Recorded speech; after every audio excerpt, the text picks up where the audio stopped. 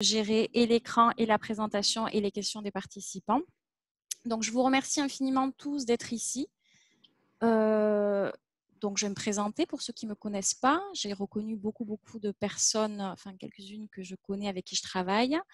Donc, mon nom, c'est Cindy Chaubard. Je travaille donc comme conseillère en stratégie d'enseignement dans 2 centres.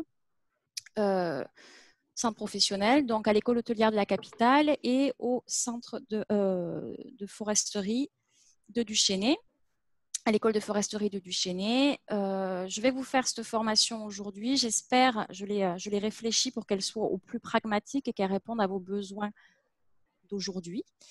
Donc, j'espère vraiment que ça répondra à vos besoins. Avant de commencer, de rentrer dans le vif du sujet, pour ceux qui sont arrivés juste à l'instant, je vais faire juste un petit retour sur comment ça fonctionne pour que tout le monde soit sur la même longueur d'onde et reprendre le conseil aux participants.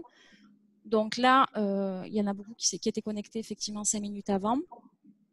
Si vous avez un casque où il y a un micro intégré, je vous conseille de le mettre parce que c'est toujours plus clair au niveau du son et ça évite quand il y a du monde qu'il y ait des échos. Vérifiez qu'on entend et quand vous parlez et que vous entendez. Coupez votre micro, s'il vous plaît, pendant la présentation parce qu'il y a toujours des dérangements ou autres. Alors, pour ceux qui ne savent pas couper leur micro, vous devez avoir une petite barre Zoom. Vous avez plusieurs options. Vous avez couper la vidéo, couper le micro ou l'allumer. Et pensez bien à allumer le micro quand vous voulez prendre la parole. Vous êtes nombreux, donc même si je vois certains dans mon second écran là, dans la vidéo, je ne vous vois pas tous. Donc si vous me faites des grands signes comme ça, il est fort probable que je ne vous vois pas. Donc si vous avez une question, utilisez le chat, le clavardage. On prendra un moment, comme je vous dis, je vais essayer d'aller au plus vite dans cette présentation. Comme ça, on vous laisse du temps pour poser des questions plus concrètes sur votre situation à vous. Pour ce qui est des micros, c'est bon. Les questions, on y répondra. On prendra un moment à la fin pour répondre aux questions. Moi, je prendrai le déroulé du chat pour voir ce qui a été posé.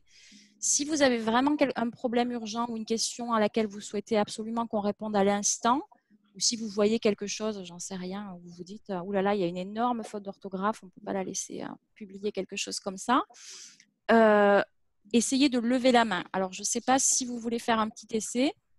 Quand vous allez sur la barre de Zoom, donc il y a participants. Et quand vous cliquez sur participants, vous devez avoir accès à lever la main. Je vois que Oksana Radomaskaya, j'espère que j'ai pas mal dit votre nom. C'est bon, ça fonctionne. Ça fonctionne aussi pour Andrea, pour Claudine, Benoît. Tout s'illumine. Donc, je vous laisse essayer donc de lever la main. Et comme ça, je le verrai plus facilement, je pense. Et normalement, ça devrait être dans l'ordre, ce qui nous permettra à la fin pour les questions de gérer au mieux la parole et de répondre à tout le monde. Si tu me permets, Cindy, je rajouterais maintenant, si vous voulez enlever votre main levée pour pas que l'exercice camoufle ceux qui ont vraiment une question. Là. Donc, il reste encore 4 personnes qui ont la main levée. Merci beaucoup donc, de l'enlever. Je te laisse poursuivre. Oui, merci Jean-François. Donc, j'espère que tout le monde entend très bien, tout le monde sait enlever son micro ou pas. Alors, je vais essayer de mettre juste, pour m'assurer de ça, en grand les fenêtres pour voir tout le monde. Si jamais vous avez des difficultés, que votre vidéo est allumée et donc vous ne savez pas ni enlever et couper après votre micro ou le rallumer, faites-moi des grands signes. C'est maintenant. Je vous regarde. Souriez. Alors, beaucoup n'ont pas la vidéo. Hop. Je ne vois pas de grands signes. Jusque-là, je vois un pouce levé et pas de grands signes, donc tout va bien. Je vais commencer donc à rentrer dans le vif du sujet. Avant de commencer ça, je voudrais donc faire un petit rappel. Dans le descriptif de la formation, j'ai expliqué que cet atelier-là n'est pas un atelier 100% technique. C'est-à-dire que je ne vais pas expliquer de A à Z comment utiliser tel outil ou tel outil. Ça, il y aura des formations en fait qui seront données dans la semaine, comme vous avez pu le voir. qui sont plus spécifiques sur un outil en particulier. On a travaillé en équipe pour justement identifier des outils qui sont vraiment, enfin, qui nous paraissent à nous très intéressants pour vous, pour différentes activités dans la situation actuelle. Donc, là, moi, les outils que je vais vous partager aujourd'hui, ce sont des activités ou des outils que moi, personnellement, je trouve intéressantes. C'est pas, on est d'accord, des outils, surtout en ce moment, il y en a vraiment beaucoup. Donc, je ne vous les ai pas tous mis. Donc, il est fort probable que vous vous disiez à un moment donné, ah, mais moi, j'utilise ça et moi, j'utilise ça. Et c'est parfait, c'est très bien si vous utilisez autre chose et que ça fonctionne. À la fin, on aura un moment donc, pour répondre aux questions et je vous enverrai aussi un lien pour faire une courte vidéo et pour partager justement si vous avez des outils que vous appréciez énormément et qui n'ont pas été cités. Ça sera l'endroit parfait pour le partager avec vos collègues. Et après, on pourra échanger aussi si vous avez des questions plus particulières par rapport à ça. Donc, nous commençons aujourd'hui cette formation sur les activités pour consolider les acquis des élèves en ligne. Avant encore de rentrer dans le vif du sujet, j'ai utilisé, on en reparlera tout à l'heure, je vais vous le présenter, ce logiciel qui s'appelle Geniali. Donc, j'ai utilisé Geniali pour vous faire cette présentation. Je vous partagerai le document. Je vais vous expliquer juste brièvement comment consulter un document Geniali si certains ne l'ont jamais fait. Ceux qui ont des enfants ont dû sûrement déjà l'utiliser parce que apparemment dans la trousse qu'ils envoient pour les enfants, beaucoup d'enseignants maintenant utilisent Geniali pour partager ces documents-là. Donc vous avez sur votre écran Geniali, quand vous ouvrez votre document, en haut à droite, vous avez un petit bouton qui va montrer en fait tous les éléments interactifs, c'est-à-dire où est-ce que je peux appuyer et il va se passer quelque chose. Donc ici, bon, sur cette page-là, on a débuté. Donc, le plan de la présentation aujourd'hui, il y aura donc une brève introduction. On reviendra sur les formations qui vous sont offertes là dans les prochains jours, à partir d'aujourd'hui. On ira sur les outils en soi et on prendra un moment, comme je vous disais, pour les questions et les réponses. Donc, introduction. Ici, dans l'introduction, je vous ai partagé un document. Donc, là, je vous ai marqué donc, mes coordonnées si jamais vous voulez me contacter. Un document qu'on a fait donc, avec l'équipe qui vous propose aujourd'hui ces formations-là sur les 11 jours, qui s'appelle « Passage d'urgence vers la formation à distance ». Donc, ces conseils sont vraiment, vraiment très importants et ils me concernent à moi aussi. Vous savez, moi, je suis conseillère en stratégie d'enseignement. Faire de la formation à distance, ce n'est pas non plus mon métier. Tout comme pour vous, je pense que c'est un cap à franchir. Hein, c'est des choses où on s'adapte dans cette situation exceptionnelle. Et donc, on a trouvé ces conseils-là qui, pour nous, sont un bon moyen de passer vers la formation à distance ou l'utilisation des outils de formation en ligne. Donc, ne vous éparpillez pas. Ça, c'est un conseil très important. On a un outil, on le garde, il fonctionne bien. Soyez en contact avec les élèves. Demandez conseil. Donc là, il y a les coordonnées des personnes qui pourraient vous aider et vous accompagner. Misez sur l'apprentissage actif. Ne vous mettez pas la pression et gardez ça simple. Un mot important là-dedans, ça reste la bienveillance. Voilà, envers vous-même, envers vos élèves et aussi demandez la bienveillance envers vos élèves quand vous avez des formations comme ça où je pense qu'ils peuvent complètement comprendre si on leur explique, écoutez, là, moi, je suis en train d'apprendre avec vous aussi, donc il risque d'y avoir des couacs. On apprend ensemble, c'est pas grave, on va y arriver. Donc là, ça va être la même chose pour moi. C'est-à-dire qu'aujourd'hui, je vais vous demander d'être bienveillant avec moi. Ces formations-là, on les a montées en très peu de temps. Donc forcément, il va y avoir des omissions, des erreurs, des bugs. On a fait ce qu'on a pu, on a essayé d'aller au mieux, mais je suis complètement réceptive si jamais vous remarquez quelque chose qui ne fonctionne pas ou une erreur d'orthographe ou autre. Vous m'envoyez un petit courriel et je modifierai le document avant de le partager. Donc, des formations juste pour vous. Comme je vous disais, vous avez, comme vous l'avez vu sur le site, 10 jours, 20 formations, des possibilités en FP-FGA. Donc ça, ce sont toutes les formations que nous avons construites pour vous, en identifiant votre besoin en essayant d'identifier au mieux vos besoins et votre besoin. Je vous conseille d'y aller. Comme je disais tout à l'heure à Claudine, vous pouvez vous y inscrire même une demi-heure avant, juste quand ça commence. N'hésitez pas, ne dites pas « Oh non, non, je ne peux pas y aller, je ne me suis pas inscrite en avance », c'est pas grave. Allez-y, le but c'est de vous aider. Ces formations après sont enregistrées et après on partagera l'enregistrement. S'il y a une formation à laquelle vous ne pouvez pas assister, on vous enverra l'enregistrement, vous pourrez la regarder chez vous. Je me remets en plein écran. Ensuite, donc là, toujours pareil, sur le Geniali que je vous enverrai après, sur ce document-là, vous n'aurez qu'à cliquer sur Info et vous irez directement sur le site d'offres de formation. On rentre maintenant dans le vif du sujet. Donc, qu'est-ce que j'envoie à mes élèves pour consolider les acquis? J'ai essayé de les classer ici par type d'envoi. Donc, comme vous le voyez, j'ai fait plusieurs catégories. Donc, les écrits classiques, interactifs, présentation diaporama, quiz, questionnaire. J'ai séparé quiz et questionnaire. Je vous expliquerai après pourquoi. Capsule vidéo, information pratique, des liens. Et là, 3 petits points. Ici, j'ai mis 3 petits points parce que effectivement, comme je vous disais tout à l'heure, il y a peut-être des outils ou d'autres types de documents que vous partagez. Ça ira dans cette case-là. C'est correct. Il n'y a pas de bonne ou de mauvaise réponse. L'outil qui va le mieux, c'est celui qui vous correspond. C'est celui avec lequel vous êtes à l'aise, qui est facile à utiliser et qui est rentable, j'ai envie de dire, c'est-à-dire qui ne prennent pas énormément de temps.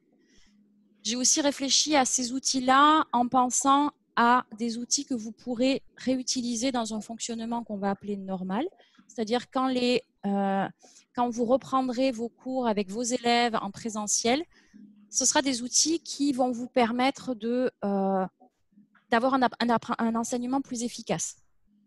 Et comme ça vous permet aussi de rentabiliser votre travail, c'est-à-dire les heures que vous aurez passées à préparer des quiz, des questionnaires, des capsules vidéo. Ce n'est pas des documents que vous allez jeter à la poubelle.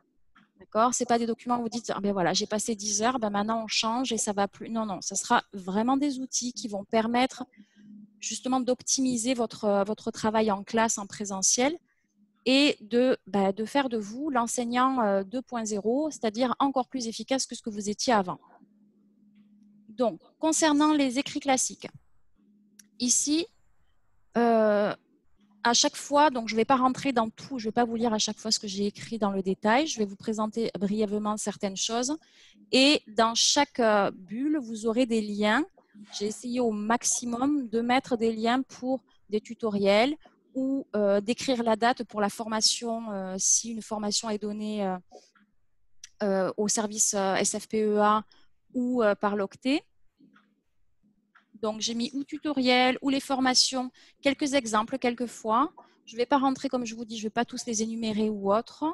Je vous montre, des fois, je m'arrêterai en disant celui-là, il est vraiment intéressant. Voilà, celui-là, c'est vraiment intéressant. Ou là, vous pouvez l'utiliser pour ça ou pour ça. Donc, par exemple, pour les écrits classiques, effectivement, écrits classiques, on peut toujours envoyer un résumé de cours, un schéma, un logigramme. Je vous dirais juste des petits warnings, des petits attentions. Attention, n'envoyez pas des textes trop longs. Il faut quand même qu'on garde en tête que certains élèves, en fait, ont des difficultés en lecture ou des troubles qui les empêchent de lire. Donc, on ne veut pas creuser les écarts, justement, et augmenter les difficultés scolaires. Ce n'est pas notre but. Donc, quelquefois, juste un court résumé, ça suffit. Un schéma, si vous avez des schémas, même si c'est un schéma que vous avez fait à la main, que vous scannez, que vous envoyez, c'est très bien aussi. D'accord ? Des fois, ça fera plus, ça fonctionnera mieux que si vous envoyez un long texte ou un scan de tous vos cours de votre syllabus. Donc, pour rédiger vos documents, vous avez la suite Office, vous avez la suite Google, avec Google Doc par exemple, ou Google Excel. Vous avez également Canva. Canva, je vous avoue, c'est mon chouchou à moi au niveau logiciel. C'est un très bon logiciel qui va vous permettre qui est gratuit et qui vous permet de rédiger, si vous voulez, des affiches. Pour ceux qui utilisent aussi Facebook pour la communication ou Instagram, je sais qu'à l'école hôtelière, on travaille beaucoup avec les groupes Facebook, avec les communications Instagram. C'est un très bon moyen aussi de faire des publications Facebook, Instagram qui sont propres, qui sont belles. Faire votre couverture de YouTube, de votre chaîne YouTube si vous voulez, ou de votre site internet. Canva, c'est un très bon site qui est gratuit et qui permet de faire beaucoup de choses. Vous pouvez aussi faire une trame de cours, par exemple. Mindomo, Kaggle, donc ça c'est pour des cartes mentales. C'est pareil, c'est des écrits qui fonctionnent pour certains élèves aussi, qui sont intéressantes, qui résument bien les informations. Pour les transmettre, là aussi, important, utilisez ce qui fonctionne le mieux pour vous. Si vous avez l'habitude de communiquer avec vos élèves par courriel, utilisez le courriel pour leur envoyer le document. Si vous utilisez jusque-là le courriel et vous vous dites je veux utiliser Google Drive, c'est quand même beaucoup plus pratique pour archiver ou autre, aucun problème. Juste informez vos élèves et prenez en compte qu'ils ne savent pas forcément comment ça fonctionne. Donc, il faudra prendre un petit moment aussi pour les accompagner là-dedans. Donc, si vous voulez changer et aller sur Google Drive, peut-être que ce sera le moment de faire une petite rencontre avec Teams ou une rencontre en synchrone, c'est-à-dire en direct, pour leur dire, bon, ben voilà, je vais partager mon écran, je vais vous montrer ensemble comment fonctionne le Drive et où est-ce que je vais mettre les documents. Comme ça leur évitera d'être perdus c'est pour ça qu'on vous disait, ne vous éparpillez pas. Donc, Facebook, comme je vous disais, certains l'utilisent. Moodle, pour ceux qui ont déjà mis en place Moodle. Donc, ici, vous avez, j'ai mis un exemple Moodle.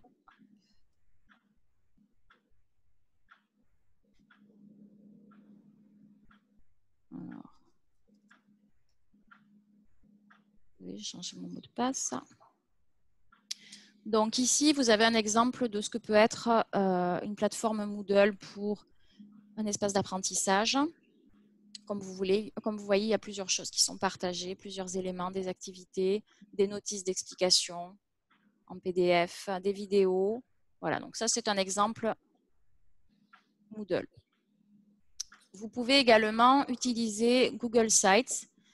Donc Moodle, vous aurez une formation SFPEA le 29. Google Sites, formation également le 30.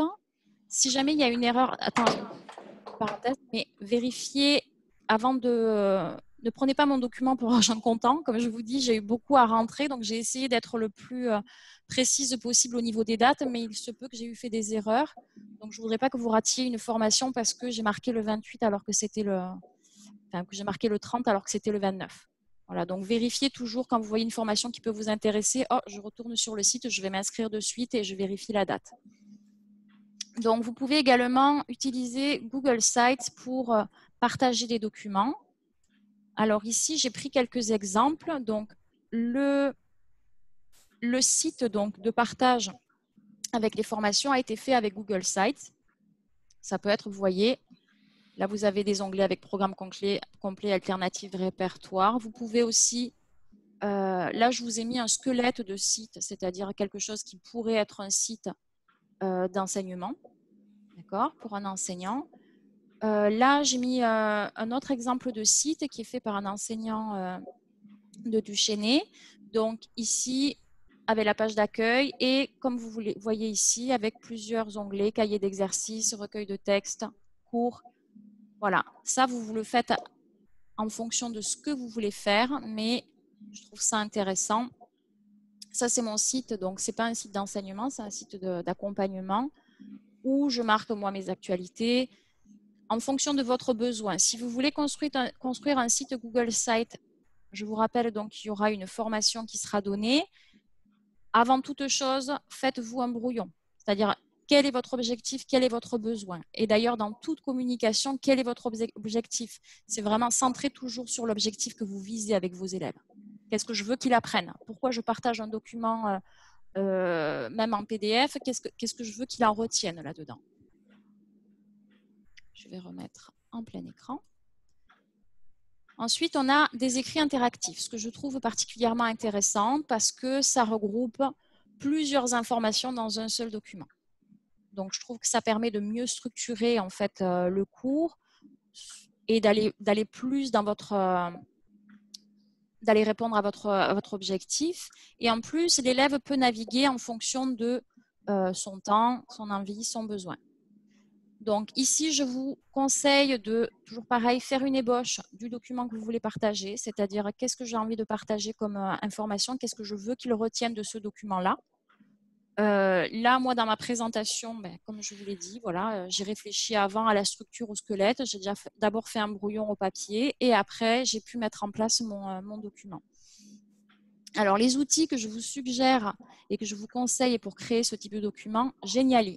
Geniali est génial. Voilà, je ne veux pas faire un mauvais jeu de mots, mais Geniali, c'est un très, très, très bon outil.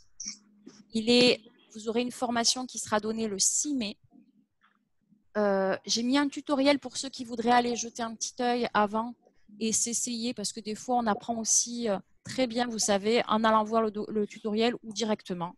Vous allez dans le logiciel, vous vous inscrivez et vous faites des petits essais. Geniali, si je dois vous donner un conseil, pour débuter, il est toujours mieux de partir de modèles qui sont déjà faits. C'est plus facile.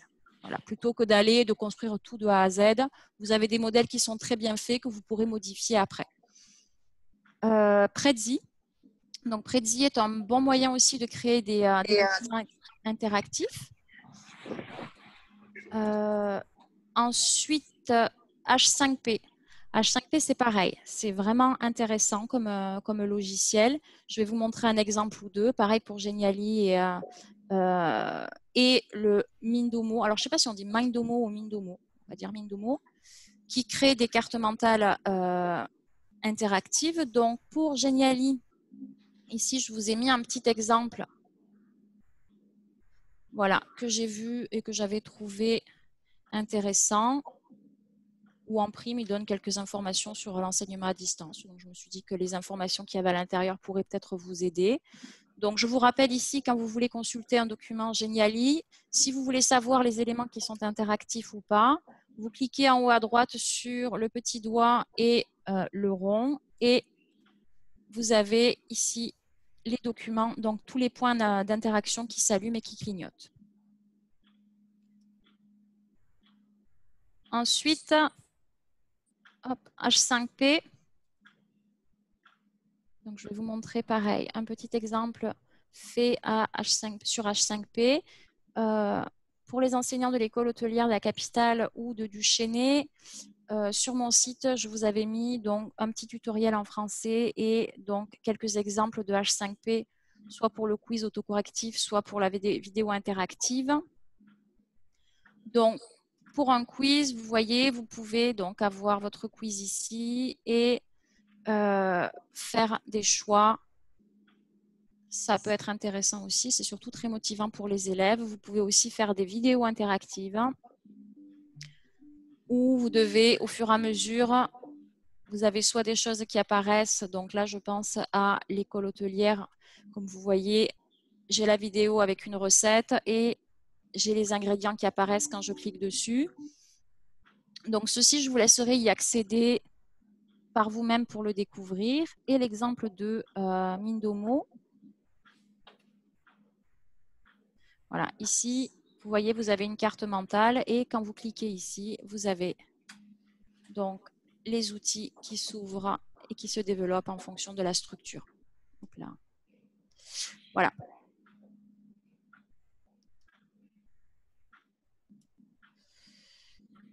Ensuite, on peut aussi envoyer des présentations ou des diaporamas. Donc, pour faire une présentation, je vois que j'ai fait une faute d'orthographe à présentation. Pour faire une présentation ou un diaporama, je vais me noter, excusez-moi, hein, pour le modifier. Ça peut être vraiment intéressant pour rappeler des connaissances, consolider, revenir sur quelque chose ou même faire un rappel de cours. D'accord ? Donc, on vous conseille d'utiliser des images, toujours pareil, de ne pas charger trop en texte. Comme quand vous feriez une présentation avec des diapositives normales. Dans la diapositive, on est d'accord, on ne va pas écrire 4 paragraphes de texte parce que sinon, ça coupe l'attention et ça enlève ça parasite le son. Donc, on vous conseillera plutôt de faire une présentation peut-être enregistrée C'est-à-dire, je fais ma présentation avec PowerPoint ou Google Slide et après, je m'enregistre quand je fais ma présentation et je l'envoie sous forme de vidéo. Ça peut être intéressant aussi. Ou vous pouvez juste rajouter de l'audio. Sur PowerPoint ou Google Slide, c'est possible de rajouter juste, hop, sur cette diapositive, je vais enregistrer ma voix et je vais faire un petit rappel ou autre pour accompagner l'élève. Donc, toujours pareil, Geniali, c'est aussi un outil qui permet de faire une présentation. H5P également permet de faire Geniali H5P. Vous allez voir revenir certains logiciels ou certains outils parce que ce sont des logiciels souvent qui offrent différentes possibilités. Donc, c'est pour ça que je les ai mis en disant, voilà, vous pouvez utiliser Geniali. Une fois que vous le maîtrisez, vous pouvez le réinvestir pour faire des quiz, pour faire des documents interactifs, pour faire des présentations vidéo. Tout ça, c'est des options que vous avez. Donc, plutôt que de mettre 15 logiciels pour faire 15 choses différentes, on a essayé de choisir certains logiciels qui regroupent plusieurs applications. Prezi est aussi une façon de faire une présentation interactive. Donc, je vous ai mis un petit exemple ici de Prezi. Hop.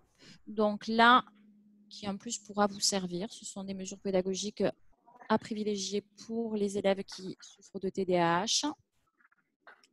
Donc, Prezi, je pense que beaucoup connaissent. Ce sont, pareil, des présentations interactives. Et je réfléchis. Non, il n'y a pas de présentation. Il y a un tutoriel Prezi. Normalement, il n'est pas très compliqué à prendre en main. La formation qu'il y aura pour Prezi sera une formation sur Prezi vidéo.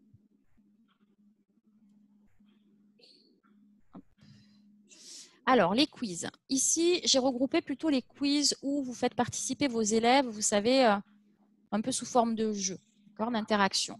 C'est pour ça que je l'ai séparé de questionnaire, parce que questionnaire, je voulais le garder plus pour tout ce qui est sondage, retour des élèves. Donc ici, pour les quiz, moi, je vous encourage vraiment à utiliser des quiz parce que même quand vous êtes en présentiel, pour faire des petites révisions, des fois, c'est quand même plus agréable et plus facile de s'entraîner sur un quiz quand on est à la maison tranquille et qu'on a du temps pour vraiment se concentrer, plutôt que de devoir tout mémoriser, reprendre ses écrits. Et ça leur permet aussi de s'auto-évaluer. Donc, Quizlet est intéressant. Quizzes aussi. Quizlet, vous aurez une formation le 5 mai à 9h30. H5P également permet de faire ça. Ici, pour H5P, je vous ai ajouté ici un lien parce que H5P est en anglais. Donc, Suzanne, je pense que toi, tu n'auras pas de problème. Mais j'ai mis ici pour certains, parce que des fois, ce n'est pas évident de reconnaître, j'ai ajouté ce guide que j'ai trouvé intéressant qui traduit justement ici les différentes options que vous trouvez. Donc, qu'est-ce que ça fait? Voilà, audio recorder, créer un enregistrement audio. Donc, ça peut être un outil pour vous si vous voulez vous l'imprimer à côté et le garder pour faire vos présentations pour ne pas chercher pendant 1 heure. Kahoot. Alors, Kahoot, il n'y a pas de formation et je n'ai pas mis d'exemple ou autre, mais je sais qu'il y a beaucoup d'enseignants qui utilisent Kahoot. Ça fonctionne bien. Donc, si jamais vous avez besoin qu'on vous accompagne avec Kahoot, n'hésitez pas à contacter vos directions ou vos directions adjointes parce que je suis sûre qu'il y aura dans votre établissement, dans votre centre, des personnes qui pourront vous accompagner, des collègues qui sauront vous dire « oui, je l'ai fait pour ça et c'est vraiment bien et je peux te donner un coup de main si tu veux, je te montre, ça prend 3 minutes. » Ici, je vous ai mis un exemple de Geniali à utiliser en quiz. Donc, comme vous voyez là, vous avez le Geniali, vous cliquez sur commencer et vous pouvez choisir, d'accord, les réponses et c'est pareil, c'est autocorrectif, d'accord. Je vous avoue que moi je ne sais pas quelle est la capitale de la Mongolie. Claudine? C'est lequel? Oulan-Batar. Oulan-Batar. Très bien. Voilà, j'ai appris quelque chose aujourd'hui, vous voyez.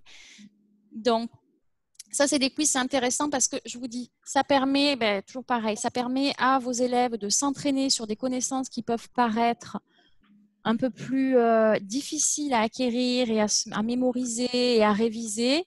Là, vous lui faites mémoriser, il va se rappeler que tiens, il a réussi à faire un strike parce que il a répondu juste à la capitale de la Mongolie. Les questionnaires. Alors, le questionnaire, je trouve que c'est un outil qui est vraiment, vraiment intéressant pour vous, enseignants, formateurs, car ça vous permet de sonder au mieux et de cibler au mieux le besoin de vos élèves. Là, dans la situation dans laquelle on est, par exemple, certains enseignants ont partagé un questionnaire pour connaître le besoin de leurs élèves. C'est-à-dire qu'ils ont dit, bon, ben tiens, là, on va consolider vos apprentissages, sur quoi vous aimeriez qu'on travaille. Comme ça permet de cibler les priorités dans les apprentissages. Si vous avez 80% des élèves qui répondent, moi, j'ai vraiment besoin de réviser sur cette notion, c'est là vous allez concentrer vos efforts en premier. Si il y a 10% des élèves, peut-être que ça peut être aussi, ou s'il y a un élève dans la classe qui a besoin d'aide, peut-être que ça peut être plus un travail en relation duel. Peut-être que vous pouvez le contacter et directement régler ça en 20 minutes sur Teams en vidéoconférence pour lui dire « Ah, c'était ça, ok, bon, c'est réglé ».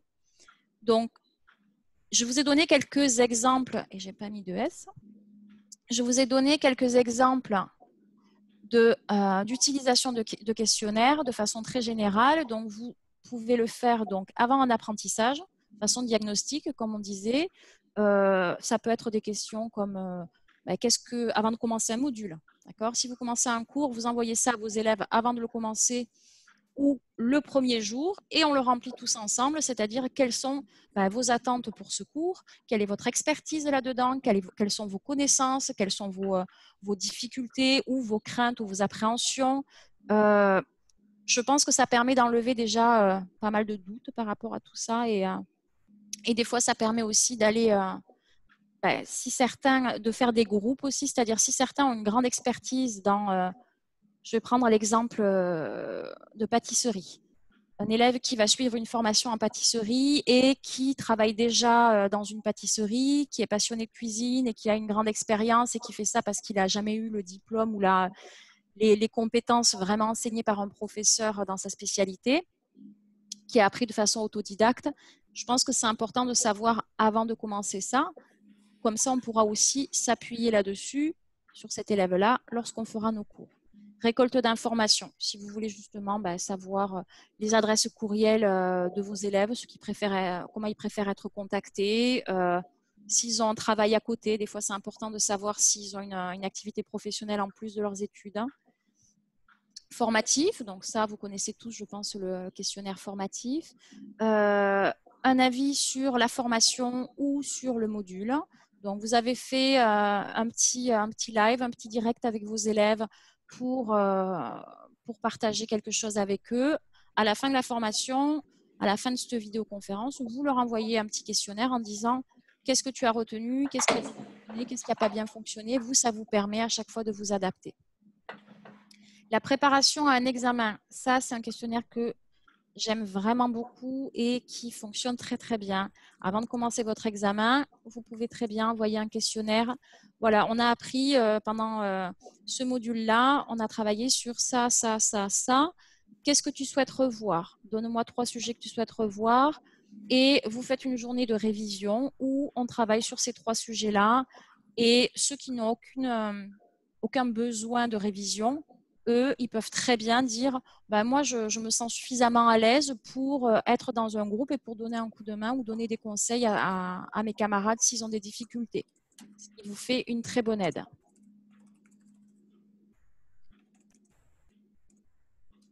Les capsules vidéo. Capsules vidéo, en ce moment, c'est vraiment intéressant dans le sens où ça vous permet aussi de garder ce contact avec vos élèves. Eux aussi vivent une situation qui est difficile, une situation qui est incertaine, une situation qui est compliquée. Et certains sont peut-être seuls, certains ils se sentent un petit peu isolés là-dedans et ils sont un peu perdus. Donc, le fait d'avoir une vidéo qui est faite en plus par leur enseignant, leur formateur, ça crée, vous savez, ce lien-là où déjà, ils se disent « tiens, mon enseignant, il pense à moi. Mon formateur, il pense à moi. Il m'envoie ça. Et la case affect va ouvrir aussi le fait qu'ils vont être plus réceptifs à ce qu'ils comprennent. On peut bien sûr envoyer des capsules vidéo déjà faites. Mais je pense que les apprenants préféreront 1000 fois avoir une capsule vidéo de vous, même si elle n'est pas parfaite. Même si voilà, il y a le fond qui n'est pas joli, vous hésitez, vous vous trompez, vous revenez sur ce que vous dites, c'est un peu long. Il y aura sûrement mieux fait sur Internet, mais pour vos élèves et pour répondre aux besoins de vos élèves, c'est vous qui êtes les meilleurs en fait pour répondre à ce besoin-là parce que c'est vous qui leur expliquez à votre façon. Donc, ne vous mettez pas trop la pression, encore une fois, vous ne mettez pas la barre trop haute. L'objectif, c'est quoi? Qu'ils retiennent cette information? Bah, très bien, vous avez fait passer votre message, objectif rempli. Si ce n'est pas parfait, ce n'est pas très grave. Hop, alors attendez, je vais juste partager, remettre en plein écran. Pardon. Donc, pour faire une vidéo, ça peut être tout simplement un petit enregistrement avec votre téléphone ou avec votre tablette. Vous pouvez aussi utiliser Screencastify. Donc, vous avez un petit tutoriel ici. Prezi Vidéo, c'est vraiment, enfin, moi, j'ai découvert ça la semaine dernière, vendredi dernier. J'ai beaucoup aimé. Il y a une formation SFPEA, donc le 11 à 9h30. C'est très rapide à utiliser, Prezi Vidéo, et j'ai trouvé ça assez efficace. Donc, c'est une vidéo que j'ai envoyée donc, dans mes centres. Et je vous dis, le résultat n'est pas parfait. Mais je pense que mon message est passé et ça, c'est l'essentiel. Attendez, je vois. Hop. Ah, Clara me précise que c'est une formation qu'elle donnera en Prezi classique. Je pensais que c'était Prezi vidéo. OK. Donc, je reviens sur ce que j'ai dit. Vous aurez une formation donc sur Prezi. Il faudrait que je modifie ça. Prezi classique, donc le 11. Prezi vidéo est très facile à utiliser dans tous les cas, comme je vous disais. C'est vraiment facile à se mettre en main. Flipgrid. Donc, Flipgrid, ça fait partie de mes chouchous dans le sens où c'est une très bonne application qui permet de créer un espace de communication et de partage. On fera une petite activité à la fin. Flipgrid, je vous demanderai de participer justement pour publier votre vidéo. Donc, Flipgrid, le principe, ça va être que vous avez ici un endroit où vous allez vous connecter. Donc, vous allez ici rentrer en tant qu'éducateur, créer votre compte. Et une fois que vous aurez créé votre compte en tant qu'éducateur, vous écrivez, vous créez votre activité. Donc là, moi, l'activité que j'ai créée, c'est par rapport à cette formation. Activité et outils, donc formation à distance. Je mets un bref récapitulatif de ce que j'attends, donc de la consigne, ce que vous pourrez faire avec un élève. Donc, vous écrivez ici, et ça peut très bien être, lors de notre dernier cours, nous avons vu, j'en sais rien moi, comment, le type d'infraction que l'on pouvait rencontrer par rapport à la chasse. Donc, voici une image là. Donnez-moi en fait en quoi les infractions n'ont pas été respectées. Plutôt que de répondre à l'écrit, parce qu'on n'oublie pas que, vous savez, taper des textes et répondre à l'écrit et toujours être à l'écrit, ça peut être contraignant. Plutôt que de répondre à l'écrit, on demande, vous configurez la durée et on demande aux élèves d'ajouter une vidéo. Donc, c'est une vidéo qui va durer 1 minute 30. Enfin, moi, je configure à 1 minute 30. Je trouve ça très bien, c'est suffisant. Et en 1 minute 30, ils vont pouvoir dire « Ah, ben moi, j'ai observé ça, ça, ça. » D'accord? Donc là, j'ai partagé, Clara a mis donc, sa vidéo pour donner des activités, qui est ma collègue conseillère en stratégie d'enseignement, pour avoir un exemple. Et donc ici, quand vous voudrez, vous vous connecterez vous avec le lien Flipgrid tout à l'heure. Vous aurez donc ici la grosse croix en vert. Vous aurez juste à faire plus et vous pourrez faire votre réponse et donc partager soit des activités que vous avez découvertes aujourd'hui et que vous avez vraiment aimées, ou qui vous donnent envie de les essayer, soit des activités que vous utilisez déjà et que vous recommandez fortement à vos collègues, soit des outils, activités que vous pensez vraiment essayer prochainement. Voilà. Donc ça peut être intéressant et vous aurez accès aux vidéos des autres. Donc ce qui peut être bien, comme ça vous voyez, ah tiens, lui il utilise ça, je ne connais pas, tiens, je vais aller voir. Ah ouais, ça c'est vrai que ça peut être bien aussi. Ou alors ça peut être aussi, ah ben moi j'ai essayé d'utiliser Geniali plusieurs fois, mais je trouve ça vraiment trop compliqué, enfin j'y arrive pas. Ça peut être ça aussi.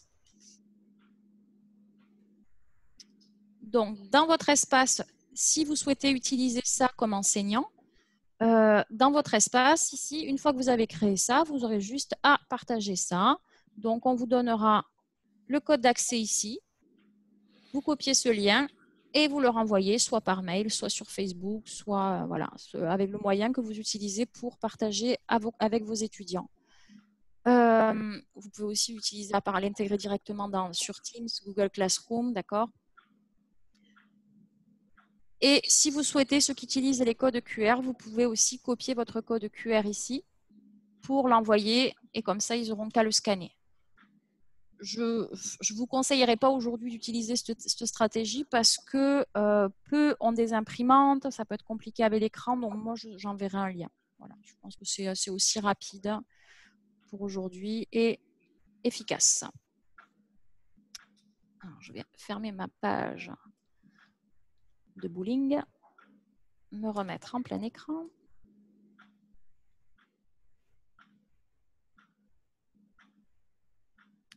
Donc,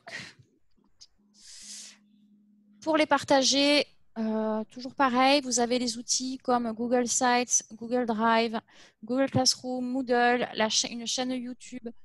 Tout ça, essayez de ne pas vous éparpiller encore une fois. Je comprends qu'on puisse être un peu foufou. Vous savez, oh, je vais en essayer un, puis un autre, puis un autre, puis un autre. Et dans tous les cas, communiquez avec vos élèves. D'accord? Si ne les rendez pas confus en utilisant 50 choses, communiquer avec eux en disant, bon voilà, là je vais essayer ça, on va y aller ensemble et on va se connecter tous ensemble, on va faire une vidéoconférence et je vais vous expliquer comment on va sur le site que j'ai créé, Google Site et les onglets, tout ça. Faites toujours une petite visite ou un petit accompagnement avec vos élèves. Dites-vous que toutes les recherches que vous avez fait, vous, et toutes ces réflexions-là, eux ne les ont pas fait. Ils sont en position d'apprenant. Hop. Vous pouvez aussi partager des informations pratiques et on suggère fortement de faire beaucoup de rappels. D'accord? Contexte particulier, leur emploi du temps est complètement chamboulé, voire inexistant, leur routine, leur rituel. Donc, vous savez qu'il arrive déjà qu'on oublie un cours, qu'on arrive en retard, qu'on oublie qu'il y a un examen en temps normal. Donc là, à cette période-là, la porte est encore plus ouverte à tout ça, aux oublis, aux problèmes. Donc, faites des rappels et dites-leur, voilà, je préfère vous le rappeler plusieurs fois. Je suis désolée, je ne veux pas vous inonder de messages, mais au moins, je suis sûre que. Ou alors, demandez-leur un petit retour. Confirmez-moi que vous serez bien présent à Zoom. D'accord? Ça peut être sous forme d'un questionnaire avec Google Form. OK? Ça peut se faire comme ça. Ici, donc, pour partager vos informations pratiques, c'est toujours le même support. Donc, si vous voulez utiliser Outlook, donc par courriel, ça marche bien. Si vous êtes sûr d'avoir une bonne liste votre liste qui fonctionne avec les adresses courriel, je vous conseillerais toutefois, si vous envoyez des mails groupés, de mettre les adresses mail de vos étudiants dans la partie, vous savez, destinataire caché. Vous savez, le CCI. Comme ça, si vous envoyez à 30 personnes, les 30 personnes n'auront pas accès aux autres adresses courriel. Ça vous permet de garder une certaine confidentialité pour vos élèves. Qui ne voient pas, ah tiens, il a envoyé à un tel, ah tiens, ça c'est dans adresse personnelle. Certains de vos élèves préféreront partager leur adresse personnelle parce qu'ils n'utilisent pas forcément celle commission scolaire à Capitale, pour ceux qui sont à la commission scolaire. Donc, respectez le fait qu'ils partagent qu'avec vous et s'ils veulent garder ça confidentiel. Donc, je vous ai remis ces supports ici que vous pourrez aller consulter. Les liens. Donc, vous pouvez aussi des fois vous dire « Ah tiens, je suis allée sur Internet, j'ai vu cet article qui est vraiment, vraiment intéressant, j'aimerais que mes élèves le lisent. » Donc, ça marche. On ne va pas tout réinventer de A à Z. Vous n'allez pas réécrire un article si il y en a un qui est déjà écrit par un journaliste ou par un expert et qui fonctionne très bien. Donc, c'est pour ça que utiliser des documents existants, par contre, attention, toujours réviser entièrement ce document-là avant de le partager pour être sûr qu'il n'y ait pas un problème à l'intérieur. Et surtout, assurez-vous de la source. D'accord? Sur Internet, tout le monde peut être expert en je ne sais quoi. Hein. On a vite fait de créer un blog, un site, un article. Donc, toujours assurez-vous que la source est sûre et valide et que ce n'est pas quelqu'un qui a posté en pensant que, est basé sur des recherches ou des citations ou autres. Mettez quelques informations aussi à propos du contenu. Plutôt que de partager un lien en disant « tiens, lis ça ». Préparez vos lecteurs, préparez vos étudiants. Regardez, j'ai vu cet article-là qui est vraiment très intéressant. Il parle des différentes farines qu'on peut utiliser pour faire du pain. D'accord? Donc, allez lire ça et orienter la lecture, si c'est de la lecture ou un visionnage. C'est-à-dire que si vous lui dites « cette information-là en particulier était intéressante, j'ai trouvé intéressant », quand on va regarder le contenu, on va accéder au contenu, notre cerveau est orienté sur « ah, oui, c'est ça dont il parlait qui est vraiment intéressant ». Sinon, des fois, vous savez, c'est plus difficile de se concentrer sur l'information et de retenir ce qu'on voulait vraiment retenir. Donc, les outils pour partager ces liens, toujours les mêmes que ceux qui étaient avant, d'accord, ils fonctionnent bien. Mais voilà, essayez, je vous dis.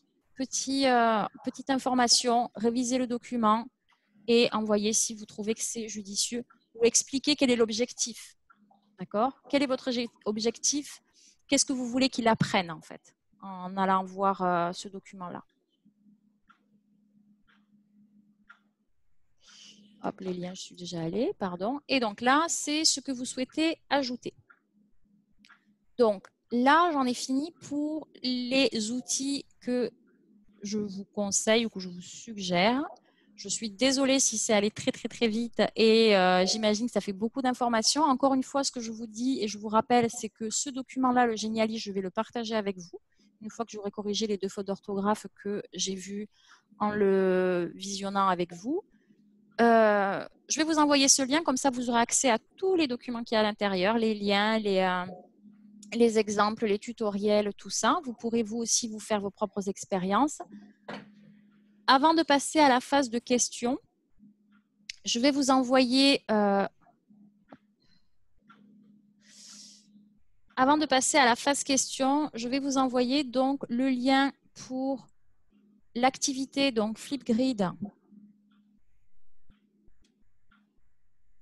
Hop. Je vais vous l'envoyer comme ça. Non, comme ça vous allez créer votre compte. Donc je vous envoie ce lien-là, je vous le mets dans le chat. Pour ceux qui ont la version francophone du Zoom, c'est dans le clavardage. Oui, pardon. Le lien. Non, mais il y a les deux. Hein. Il y a chat et clavardage. Donc, ça va apparaître dans quelques instants. Donc, je vous le mets ici.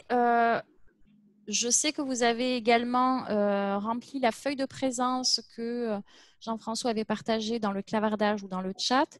Donc, marquez bien votre adresse courriel. Comme ça, je vous renverrai ce lien-là dans un courriel. Et je vous enverrai également le lien avec le document Géniali. Et là, je vais passer aux questions. Donc, je vous conseille et je vous remercie par avance donc, de votre collaboration, comme je vous dis, avec vos collègues. C'est un moment qui est une période un peu exceptionnelle hein, en ce moment. Donc, je pense que la collaboration est de mise, c'est-à-dire que ce qu'on construit, si ça peut servir à un collègue, même si ce n'est pas la même matière qu'on enseigne, je pense que c'est important de pouvoir s'entraider et partager les ressources que l'on a ou notre savoir-faire. Cindy, donc, si tu me permets, le lien pour donc les présences, je viens les mettre dans le groupe chat ou dans le clavardage. Par contre, ce que tu vas partager, c'est ce que ça se pourrait que ton lien, tu l'aies mis juste à une personne, il faut que tu choisisses everyone dans le tout. Juste parce que moi, je ne l'ai pas reçu, fait que je ne suis pas sûr que les autres l'aient reçu. Puis, ah oui, donc, autant pour moi. Voilà. Excusez-moi. Pour les présences. Hop. Vous comprenez, les présences sont importantes pour nous, différentes choses, dont avoir votre adresse courriel pour vous partager le document que vous avez vu dans les la dernière heure, finalement. Pour l'instant, j'ai 18 personnes qui ont complété la feuille de présence. Donc, c'est la possibilité d'y aller pour au moins avoir votre adresse courriel et vous partager le document. Donc, Cindy vient de vous partager plutôt le Flipgrid. Donc, on vous invite à le faire. Je vais vous partager. Alors, je vous partage de suite aussi dans le clavardage.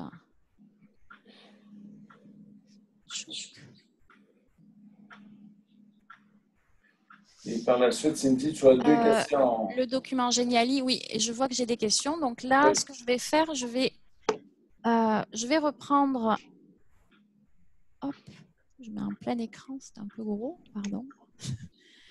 Je vais reprendre donc les questions qui ont été posées sur le clavardage et on va essayer d'y répondre ensemble.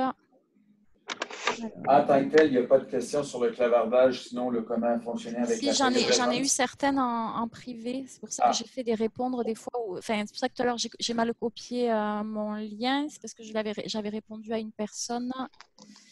Je descends. Si tu veux, il y a deux personnes sur la liste qui ont levé la main. Oui. Laisse-moi juste reprendre ça.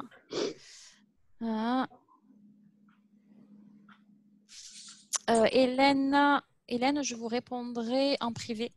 Merci. Si vous voulez bien par rapport à votre question. OK. Donc, Claudine. Oui. La famille Google m'intéresse beaucoup. Je crois qu'il y a un lien entre tout. Vous avez mentionné que les élèves avaient une adresse educ.cs Capital, qui avaient également accès à toute cette famille-là.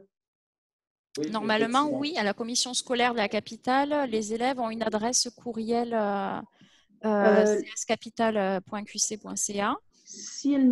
J'imagine qu'il y a un mot de passe qui devrait leur être assigné. Est-ce que les élèves... François, je te laisse répondre par rapport à ça. Oui, allez-y. Si vous me permettez, je vais vous expliquer. Tout étudiant de la commission scolaire de la capitale a une adresse qui se termine après son nom de famille et prénom a-cscapital.qc.ca. Pour le secteur des jeunes, les enseignants peuvent facilement réinitialiser le mot de passe. Ils n'ont rien qu'à appuyer sur un bouton sur GPI. Dans le cas de la formation professionnelle, l'éducation des adultes, présentement, c'est plus compliqué. Donc, il y a quelques pistes de solutions qui sont regardées par le service informatique et par les SFPA.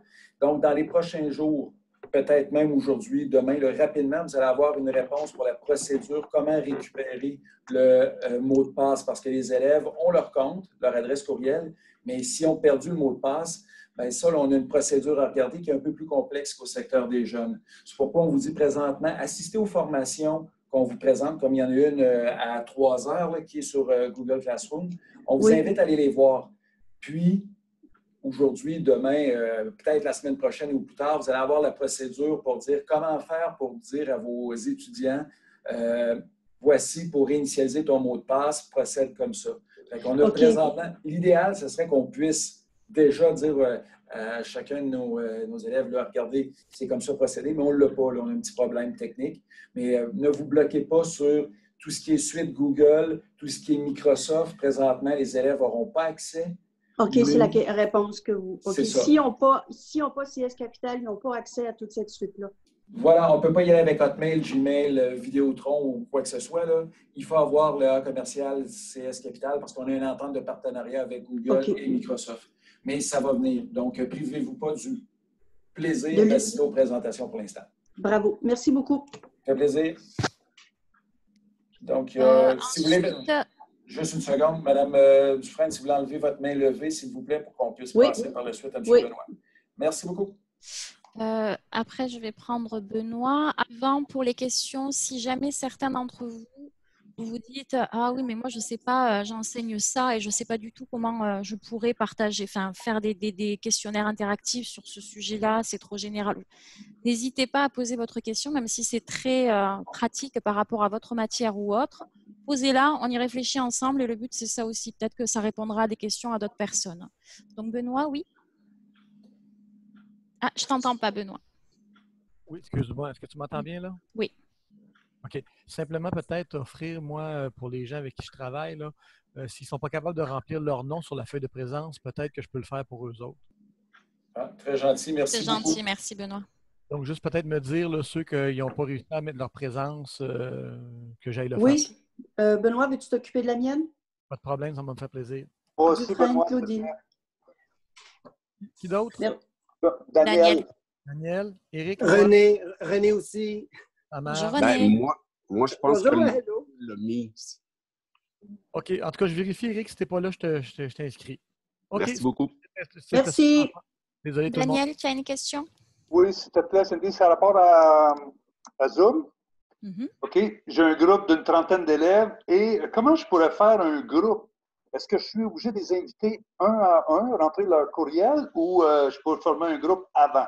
Alors, nous, on ne fera pas de formation Zoom par rapport à tout ce qui s'est passé, tout ça. On n'a pas recommandé, en fait, on ne va pas vous recommander d'utiliser Zoom, en fait. On va vous recommander d'utiliser pour des communications synchrones, c'est-à-dire sur des vidéoconférences.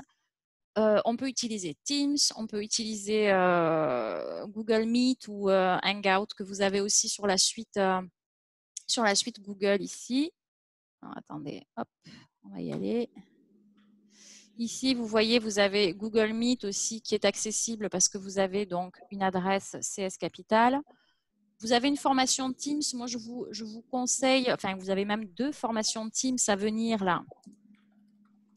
C'est demain matin, je crois. Oui. Donc, vous avez demain matin à 9h30 créer sa classe virtuelle et réaliser des rencontres en ligne avec Teams. Donc, ça, je pense que ça peut répondre à ton besoin, Daniel. C'est-à-dire comment je crée mon groupe et comment je communique avec eux, soit par écrit, soit en les rencontrant. Et l'après-midi, créer une équipe de travail en ligne avec Teams, d'accord, d'Office 365. Donc ça sera plus pour travailler entre enseignants. Je ne veux pas dire de bêtises, mais allez voir le descriptif des ateliers pour être sûr qu'ils correspondent à ce que vous voulez. Est-ce que ça a répondu à ta question, Daniel? Oui, ça va, merci Cindy. Je t'en prie. Oui, Eric. Moi, j'ai essayé la semaine passée de créer quelque chose avec Teams. J'ai eu pas mal de problèmes.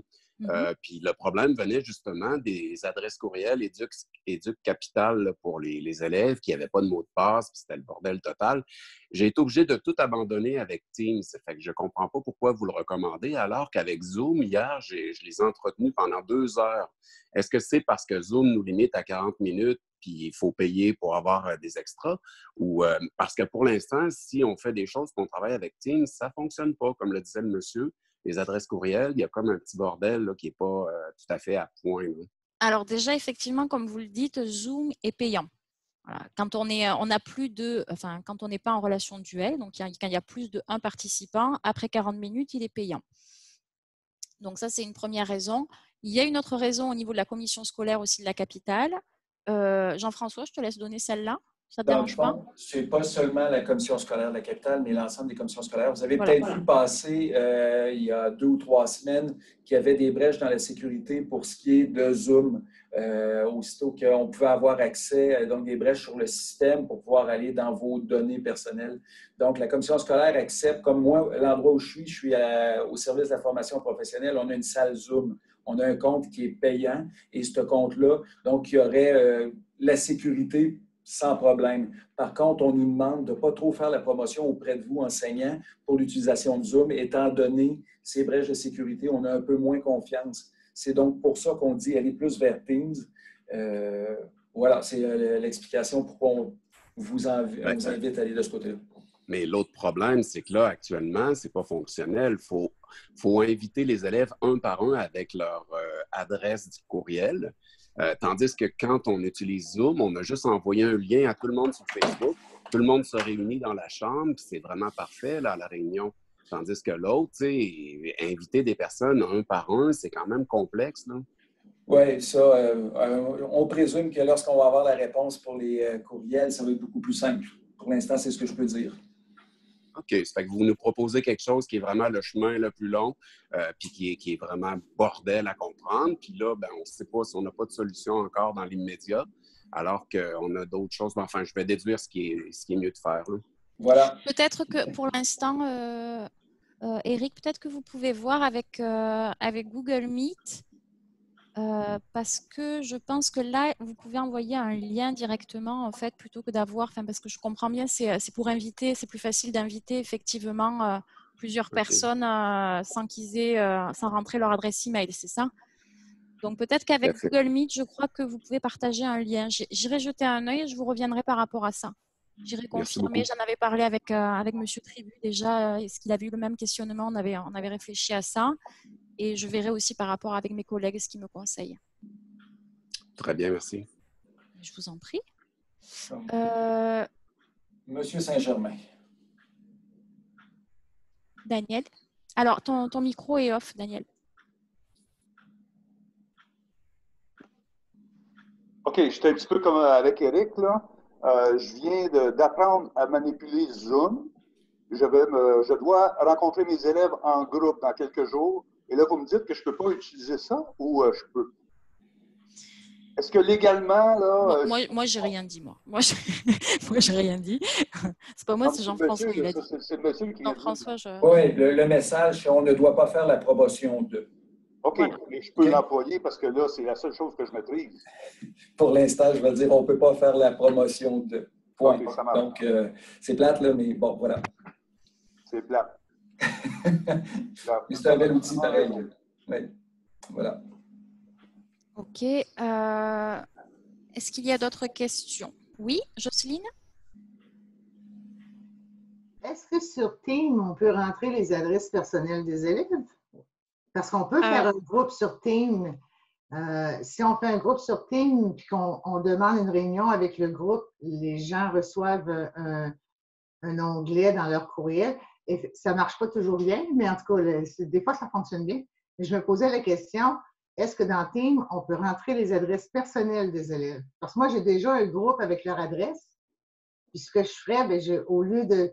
là, pour le moment, moi, je travaille juste avec Outlook. Là. Si j'ai à voir mes élèves, je me dis, est-ce que je pourrais prendre tout ce groupe d'élèves-là avec leur adresse personnelle qu'elles m'ont donnée, les insérer dans Teams, puis là, je pourrais faire ma réunion avec Teams. Ou Là, cette fois absolument l'adresse de la commission scolaire. Là, je serais à dire oui, je pense. Maintenant, je ne sais pas où est-ce que vous travaillez, Jocelyne? CFP Limoilou en coiffure. OK, donc CFP Limoilou, justement, je pense que votre CSE de centre, c'est Stéphanie, c'est ça? Oui. Oui, donc Stéphanie, elle fait partie des personnes, on a créé un répertoire de personnes spécialistes dans certains domaines, parce que comme on vous dit, on a essayé de se spécialiser pour répondre au mieux à vos besoins, mais à la base, ce n'est pas notre mandat premier de former des gens sur des problèmes techniques ou des solutions techniques. Donc moi, je vous conseillerais de prendre contact avec Stéphanie. Okay. Et elle saura vous renseigner. Et si vous êtes disponible demain, participez demain matin et demain après-midi aux 2 formations sur Teams. Oui, vous aurez vraiment tous les détails et je pense des réponses plus particulières par rapport à la communication avec Teams, la création de groupes, les adresses email. OK. Si tu permets, Cindy, ce que je vois, M. Côté dit dans le chat qu'on peut utiliser les adresses personnelles sur Teams. Super. Oui. OK. Merci. Alors, on va utiliser l'adresse mail. Est-ce qu'il y a d'autres questions? Je vais reprendre le... Il n'y a pas d'autres mains levées. OK. Si certains veulent s'absenter, entre guillemets, et faire le petit Flipgrid ou nous donner leur avis là, vous pouvez aussi en nous disant, moi j'utilise, s'il y en a qui ont à partager des outils qui sont vraiment, vraiment efficaces pour consolider les acquis ou qu'ils utilisaient déjà même en présentiel pour des quiz ou autres, n'hésitez pas à vous faire entendre. Je pense que vos collègues apprécieront énormément d'apprendre de votre expérience. Alors, Mbekan, alors je ne sais pas qui est Mbekan, mais... Oui, c'est bien moi, c'est Mbende Mapaka. Allô? Oui? Oui, j'aimerais savoir... Est-ce que vous pouvez me donner juste votre prénom, s'il vous plaît, comme ça au moins... Oui, c'est Mapaka. D'accord. Mapaka. Oui. Dans la présentation de diaporama, vous avez cité comme outil le PowerPoint, mais je me suis rendu compte que dans la création, dans la préparation des documents interactifs, PowerPoint n'est pas cité. Est-ce que PowerPoint ne donne pas de facilité pour créer des documents, disons, interactifs? Parce que je ne pense pas que ça soit le meilleur outil pour créer un document interactif. C'est-à-dire que PowerPoint, vous pouvez l'utiliser par exemple pour enregistrer votre présentation. Si vous construisez, admettons, si vous voulez faire un PowerPoint et le commenter comme si vous le présentiez devant quelqu'un, vous pouvez faire cet enregistrement et l'envoyer après comme une vidéo. Mais on considère, enfin moi je ne considère pas que ce soit un outil interactif dans le sens où l'élève ne pourra pas agir dessus pour avoir plus d'informations ou autre. Il mettra play, il écoutera la présentation, peut-être il mettra pause s'il veut s'arrêter. Pour moi, ce n'est pas l'outil à favoriser si ce que vous voulez créer, c'est justement une présentation ou, comme vous voyez, comme dans une présentation Geniali, où là, vous vous dites, ah tiens, là, je vais aller d'abord voir le 2, comment organiser le travail. Ah, dans le 2, je dois faire ça, ça, ça. Là, il y a plus une interaction dans le sens où il peut aller jouer sur des options, aller cliquer à droite, à gauche. C'est pour ça que j'ai favorisé, j'ai conseillé, suggéré d'autres outils que PowerPoint. Mais un PowerPoint qui serait, par exemple, avec des liens, avec des liens de capsules vidéo, ainsi de suite. Est-ce que toutes ces possibilités, ça ne pourrait pas permettre de rendre aussi interactif? Vous pouvez l'utiliser comme ça, effectivement. Je vous dis, après, c'est plus qu'il est limité. C'est-à-dire qu'une fois que vous maîtriserez PowerPoint, si c'est l'outil que vous avez l'habitude d'utiliser, que vous maîtrisez complètement et que vous vous dites, moi, je suis à l'aise là-dessus ou je vais reprendre mes cours parce que j'ai déjà appris là-dessus, faites-le. Voilà, utilisez, allez là où c'est le mieux, le plus simple et le plus efficace pour vous. Maintenant, si vous voulez essayer quelque chose de nouveau en vous disant, tiens, c'est l'occasion et je vais essayer, j'en sais rien, Geniali, je vais essayer H5P parce que je pense que j'ai plus de possibilités et le texte que j'ai rentré là-dedans, je pourrais ensuite le mettre sous forme de quiz ou sous forme de présentation ou le mettre en vidéo. Ou je vous dirais, allez essayer un autre logiciel aussi. OK, merci beaucoup. Avec plaisir. Monsieur Côté, bonjour. Bonjour Cindy, est-ce que vous m'entendez? Oui, très bien. Alors, désolé, je n'ai pas mis ma caméra, je n'ai pas trouvé de quoi faire, donc j'ai caché ce qu'on aurait pu voir. Est-ce que c'est générationnel, c'est seulement moi ou Flipgrid apparaît seulement en anglais? Non, Flipgrid est en anglais, effectivement. Aïe, aïe, aïe, aïe, aïe. Après, là où je me dis que c'est accessible et je le partage quand même, c'est qu'il n'y a pas 50 000 boutons, 50 000 actions. Et je crois que le tutoriel que j'ai joint, je ne veux pas dire de bêtises, mais il me semble que je vous avais mis un tutoriel en français justement pour vous guider là-dedans. Alors, voyons. Le tutoriel, voyons, est-ce que je vous l'ai mis en français ou en anglais? Donc voilà, là vous avez toute l'explication sur Flipgrid avec comment on l'utilise en tant qu'enseignant et autres, et tout ça est en français. Mais je vous avoue, vraiment là, je n'ai pas menti, hein, c'est très facile à utiliser et les boutons sont expliqués dans le tutoriel que j'ai partagé et c'est en français, donc c'est vraiment facile d'accès. Merci beaucoup, Cindy. Avec plaisir, Jacques. Est-ce qu'il y a d'autres questions? Est-ce que certains veulent partager d'autres activités ou outils qu'ils mettent en place ou qu'ils vont mettre en place avec les collègues? Non? Daniel, tu ne veux pas partager les quiz que tu as partagés avec tes élèves, que tu utilisais?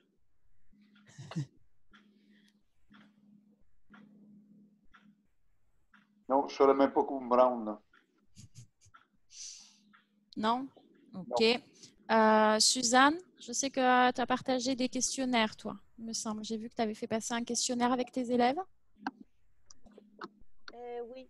Oui, on a fait un premier questionnaire, mais honnêtement, j'attends le tutoriel qu'on va faire. On a utilisé Google Forms et on s'est débrouillé comme on pouvait, mais le premier essai n'était pas fameux. Ah. Ben, en fait, les élèves ont apprécié ça, mais c'est sûr que moi et les autres collègues qui ont essayé, ben, quand on essaie ça pour la première fois, c'est pas évident. Alors, il y a les ajustements. C'est bon pour les questions à choix multiples, c'est bon pour les questions des grilles avec plusieurs réponses que les grilles à cocher.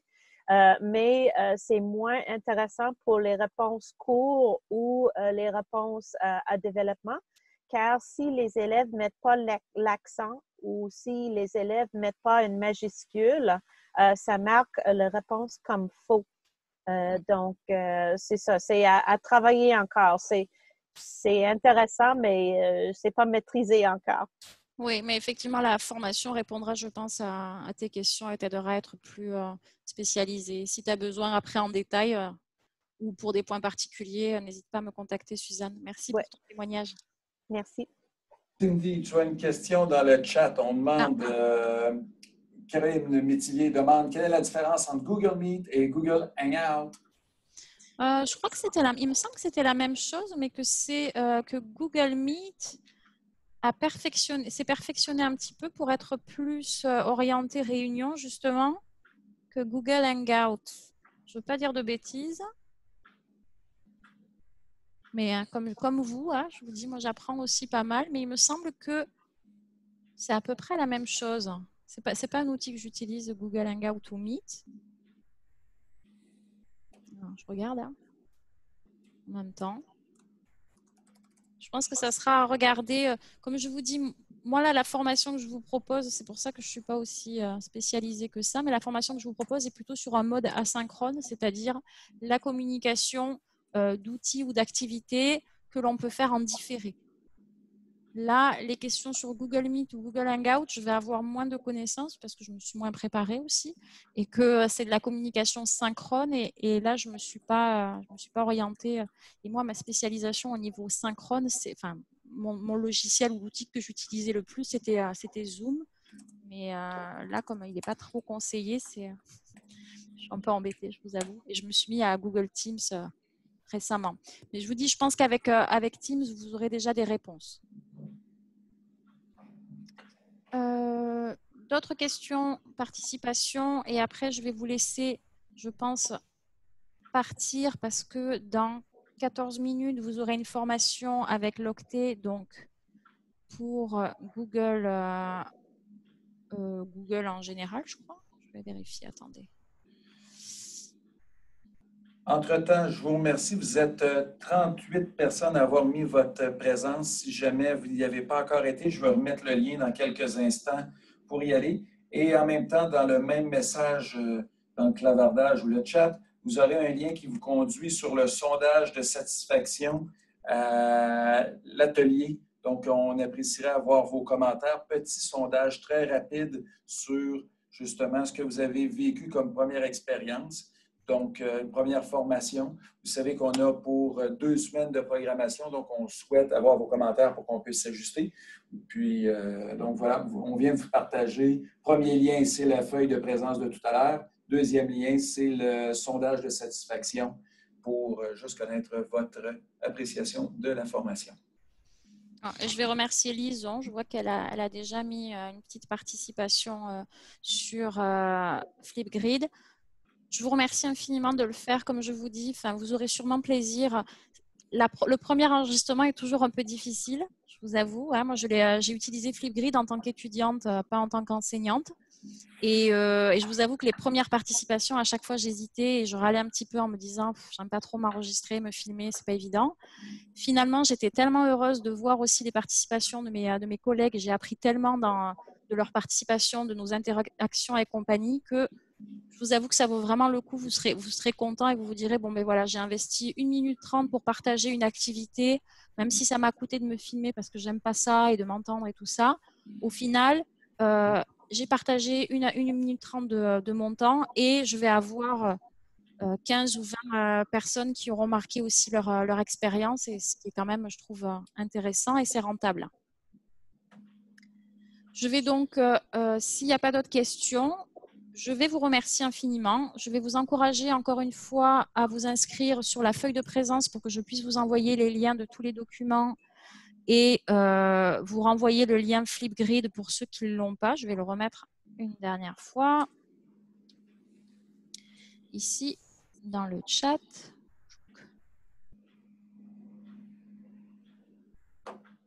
Dans le clavardage, pardon.